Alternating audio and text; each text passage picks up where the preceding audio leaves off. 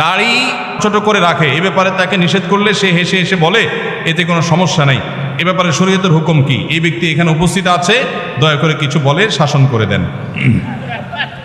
আসামি হাজির। ভাইরা আমার, দাড়ি লম্বা করা এটা নবী সাল্লাল্লাহু আলাইহি ওয়াসাল্লামের নির্দেশ। তিনি বলেছেন আফুল্লুহা আরফুল্লুহা, তোমরা দাড়িকে ছেড়ে দাও। দাড়িকে ছেড়ে দিতে বলেছেন, লম্বা করতে বলেছেন। সাহাবীদের মধ্যে এক মুষ্টির পরে, বুখারীর হাদিসে এক মুষ্টির পরে অতিরিক্ত অংশ কাটার বিষয়টা সাব্যস্ত আছে। এর আগে এক মুষ্টির আগে সাহাবীদের কারো কাছ থেকে, নবী সাল্লাল্লাহু আলাইহি ওয়াসাল্লাম থেকে কোনো হাদিসে দাড়ি কাটা ছাটার কোনো প্রমাণ নাই। এই জন্য সারা বিশ্বের প্রায় সব উলামায়ে ইকরাম একমত যে দাড়ি লম্বা করা ওয়াজিব।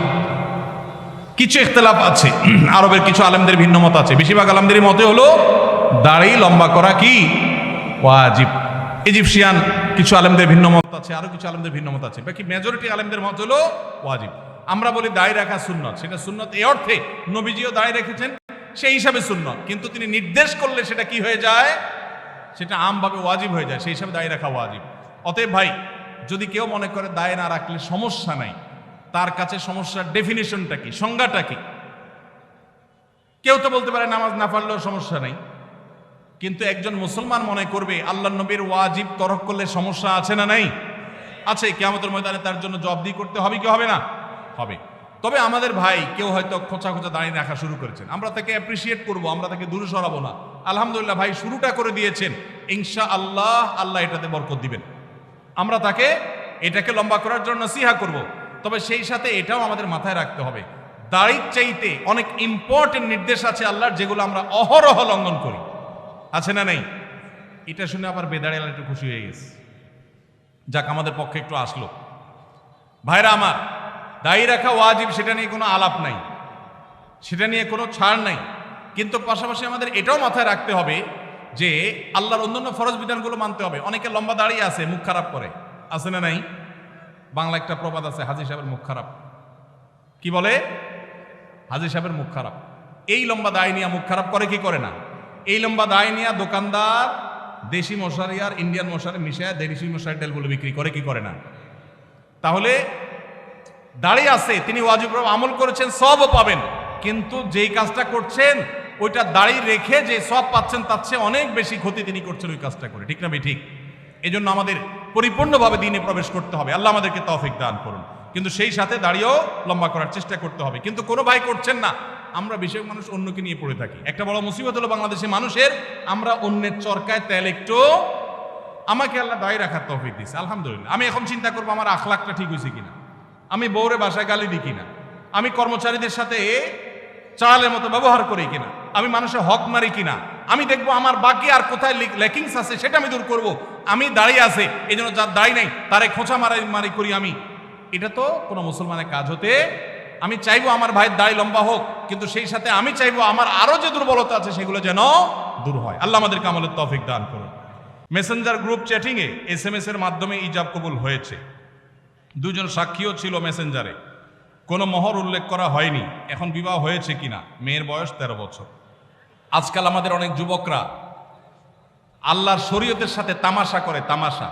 এগুলো আল্লাহর শরীয়তের সাথে কি তামাশা?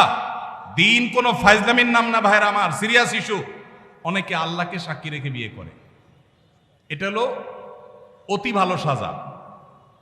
অতি ভালো সাজা তো চোরের আলামত। এত মানুষ থাকতে, আল্লাহর বান্দা থাকতে আপনি আল্লাহরে কেন সাক্ষী বানাচ্ছেন? এই বিয়েগুলো বিশুদ্ধ নয়, এগুলো বিশুদ্ধ নয়, এগুলো জেনা হবে। বিবাহের জন্য দুজন সাক্ষীর উপস্থিতি, ইজাব কবুল থাকতে হবে। এই মেয়ে, বাচ্চা মেয়ে, তার বাবা কোথায়, মা কোথায়, অভিভাবক কোথায়, কোথাকার মেয়ে, জেনা করতে গিয়ে অনেক যুবককে শয়তান নেক্সুরতে ধোকা দেয়, তারা মনে করে আমরা হালাল করছি, অথচ তারা জেনায় লিপ্ত আছে। আল্লাহ আমাদের যুবক ভাইদেরকে হেদায়েত দান করুন। এগুলো জায়েজ নাই ভাই। কোনো ব্যক্তি যদি তার সম্পত্তি 5 জন সন্তানদের মধ্য থেকে একজনকে বাদ দিয়ে 4 জনকে লিখে দিয়ে দেয়, সে ব্যক্তি মারা গেলে তার জানাজা নামাজ পড়া যাবে কিনা? ভাইরা আমার, আমাদের দেশে অনেকে এই কাজটা করেন, তেজ্যপুত্র করেন। প্রচলিত আইনে তেজ্যপুত্র কোথাও থাকতে পারে, কিন্তু ইসলামে তেজ্যপুত্র বলতে কোনো কিছু নবী করিম সাল্লাল্লাহু আলাইহি সাল্লাম পরিষ্কারভাবে নিষেধ করেছেন, কোন মুসলমান অন্য মুসলমানকে ত্যাগ করে চিরকালের জন্য তার সাথে সম্পর্ক ছিন্ন করে ফেলবে, এটা জায়েজ। লা ইয়াহিল্লু লিমুসলিমিন আন ইয়াহজুরা আখাহু ফাওকা সালাসি লায়াল, 3 দিনের বেশি কোনো মুসলমানের সাথে অভিমান করে সম্পর্ক ছিন্ন করা জায়েজ আছে? নেই। এখন সন্তান খারাপ, যত খারাপ হোক, আপনি সন্তানকে তথাকথিত তেজ্য পুত্র করলেন, করে কোনো সম্পদ দিলেন না, বঞ্চিত করলেন, আল্লাহর কাঠগড়ার আসামি হবেন। আপনার ঘরে জন্মগ্রহণ করেছে, অতএব আল্লাহর কোরআনের মিরাসের আয়াতের নির্দেশের আলোকে এটা তার প্রাপ্য হক হয়ে গেছে। হ্যাঁ, সে যদি মুরতাদ হয়ে যায়, ইসলাম থেকে খারিজ হয়ে যায়, তাহলে সেটা মানে আমিনাল ইরফ, বা সে পরিত্যক্ত সম্পদ থেকে বঞ্চিত হবে। কিন্তু মুসলমান আছে, আপনার কথা শুনে না, আপনার খায় খেদমত করে নাই, আপনি সে অজুহাতে তাকে কিছু দিলেন না, বাকি সন্তানদেরকে দিয়ে দিলেন, আল্লাহর কাঠগড়ায় আসামি হতে হবে, জায়েজ হবে না। এখন এইটা যদি কোনো লোক করে, জীবদ্দশা দিতে চায়, তাহলে সমান হারে দিতে হবে।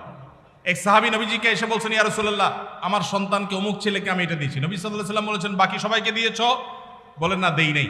তখন নবী সাল্লাল্লাহু আলাইহি সাল্লাম বলেছেন, ইত্তাকুল্লাহ ওয়া আদিলু বাইনা আওলাদিকুম, আল্লাহকে ভয় করো আর সন্তানদের মধ্যে সমতা বজায় রাখো। এই জন্য ভাইরা, এই জুলুম করা যাবে না। ইসলাম আমাদেরকে সাম্য এবং ইনসাফ শিখিয়েছে, সেটা আমাদের সব ক্ষেত্রে করতে হবে। এমনকি শত্রু হলে তার সাথেও আমাকে ইনসাফ করতে হবে। আমাদের কষ্ট হয়, আমার সাথে কারো শত্রুতা আছে, সে আমার সাথে শত্রুতা করে, কিন্তু তার বেলায় কোনো সাক্ষ্য দেওয়ার প্রশ্ন আসলে আমি সত্য সাক্ষ্য দিলে তার পক্ষে যায়, আমাদের দিতে মন চায় না। কিন্তু এই দেওয়াটাই হলো ইমানের দাবি। আল্লাহ বলেছেন, ওয়ালা ইয়াজরিমান্নাকুম শানাআনু কওমিন আলা আল্লাহ তা'দিলু ই'দিলু হুয়া আকরাবু লিত-তাকওয়া, কারোর সাথে শত্রুতা আছে দেখে আপনি ইনসাফ করবেন না, এটা জায়েজ আছে? এজন্য বাবাজিরা সাবধান, সন্তান সন্ততিদের মধ্যে কোনো প্রকার হেরফের করবেন না, এটা জায়েজ নাই। সেই সন্তান যদি খারাপ হয়, সে আল্লাহর কাছে দায়ী হবে, ভিন্ন কথা। তো আপনি তাকে সম্পদ থেকে বঞ্চিত করতে, হ্যাঁ, যেটা আপনি করতে পারেন, একটা সন্তান নেককার, মাদ্রাসায় পড়ে, দিনদার, ওকে একটু সম্পদ বাড়াই দিলেন তার দিনদারিতার কারণে, সেটা জায়েজ আছে। কিন্তু একজনকে টোটাল বঞ্চিত করলেন, আরেকজনের নামে সব লিখে দিলেন, এটা কিন্তু জায়েজ হবে। এখন কোন মুরব্বী যদি এই কাজ করেন, তিনি মারা গেলে তার জানাজা পড়া যাবে না, এমন কোনো কথা নেই। তার জানাজা পড়বেন, কিন্তু তিনি আল্লাহর কাছে দায়ী থাকবেন। সন্তানদের কর্তব্য হলো, বাবা যাকে বঞ্চিত করছে আমাদের ভাগ থেকে তাকে দিয়ে আমরা ব্যালেন্স করে ফেলবো, তাহলে আশা করা যায় আল্লাহ তাআলা বাবাকে হয়তো মাফ করবেন।